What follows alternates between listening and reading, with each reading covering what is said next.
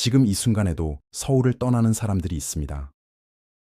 단순한 이사가 아니라 삶의 무게를 견디다 못해 선택한 이동이라는 점에서 이 숫자는 결코 가볍지 않습니다. 구독자 여러분, 혹시 주변에서 최근 서울 생활을 정리하고 경기도로 이사 갔다는 이야기 들어보신 적 있으신가요? 오늘은 바로 그 흐름이 숫자로 확인된 이야기를 차분하지만 생생하게 전해드리겠습니다. 끝까지 들으시면 왜 연봉 1억을 받아도 서울 아파트가 멀게만 느껴지는지 자연스럽게 이해하게 되실 겁니다.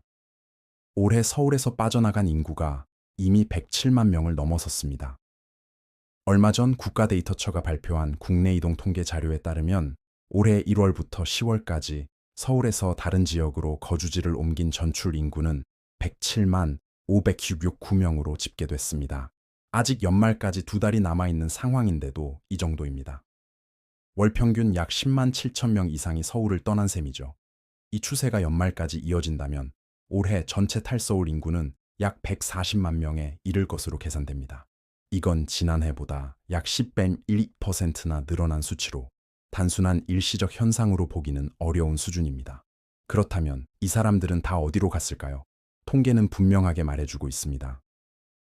서울을 떠난 사람들 가운데 경기도로 이동한 인구는 23만 2,692명으로 전체의 22.62%를 차지했습니다. 16개 시도 가운데 가장 높은 비중입니다. 서울과 인접해 있으면서도 상대적으로 주거 부담이 덜한 경기도로 수요가 몰렸다는 해석이 자연스럽게 나옵니다.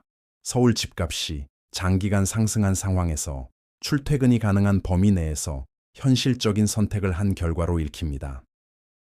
이 흐름은 사람들이 왜 이사를 했는지 그 전입 사유를 보면 더 뚜렷해집니다. 지난해 전입 사유별 이동자 수를 보면 주택을 이유로 서울에서 경기도로 이동한 비중이 약 33.02%에 달했습니다. 일자리나 교육 문제가 아니라 바로 집 때문에 움직였다는 의미입니다. 구독자 여러분께서도 공감하시겠지만 집은 우리 삶의 기반이고 그 기반이 흔들릴 때 사람들은 결국 도시를 떠나게 됩니다. 실제 주택 거래에서도 이 변화는 숫자로 확인됩니다. 한국부동산원의 매입자 거주지별 아파트 매매 거래 현황을 보면 올해 1월부터 10월까지 경기도에서 체결된 아파트 매매 거래 13만 69,343건 가운데 서울 거주자가 매입한 건수는 1만 8,218건으로 전체의 14.33%를 차지했습니다. 서울에 살면서 내 집 마련의 꿈은 서울이 아닌 경기도에서 선택한 사례가 적지 않다는 뜻입니다. 자, 여기서 많은 분들이 가장 궁금해하실 대목이 나옵니다. 그럼 연봉이 1억이면 서울 아파트를 살 수 있을까? 현실은 그렇지 않았습니다. 특히 강화된 대출 규제가 결정적인 장벽으로 작용하고 있습니다. 정부는 6.27 대책을 통해 서울을 포함한 수도권의 대출 한도를 6억 원으로 제한했고, 이어서 10.16 대책에서는 주택 가격 구간에 따라 대출 한도를 더 줄였습니다. 15억 원 이하는 6억 원, 15억 원 초과 25억 원 이하는 4억 원, 25억 원 초과는 2억 원으로 제한됐습니다. 이 기준이 적용되면서 고소득자라고 해도 서울 아파트 매입이 쉽지 않은 구조가 되어버렸습니다. KB부동산이 발표한 12월 전국 주택 가격 동향을 보면 서울 아파트 평균 매매 가격은 15억 810만 원으로 집계됐습니다. 바로 전월 14억 888990만 원보다 약 2천만 원 가까이 오른 수치입니다. 이 가격을 기준으로 하면 연봉 1억 원을 받는 직장인이 서울 평균 아파트를 매입하기 위해서는 약 9억 원의 자기 자본이 필요하다는 계산이 나옵니다. 대출 규제가 정말 현실의 벽으로 체감되는 지점입니다. 이 숫자를 듣는 순간 구독자 여러분도 잠시 숨이 멎으셨을지 모르겠습니다. 특히 서울 핵심 지역의 상황은 더 가파릅니다. 강남 3구와 마포, 용산, 성동 같은 주요 지역에서는 신고가 거래가 이어지고 있습니다. 한국부동산원 자료에 따르면 송파구는 올해 들어 20.13% 상승했고 서초구는 13.47%, 강남구는 13.22%의 상승률을 기록했습니다.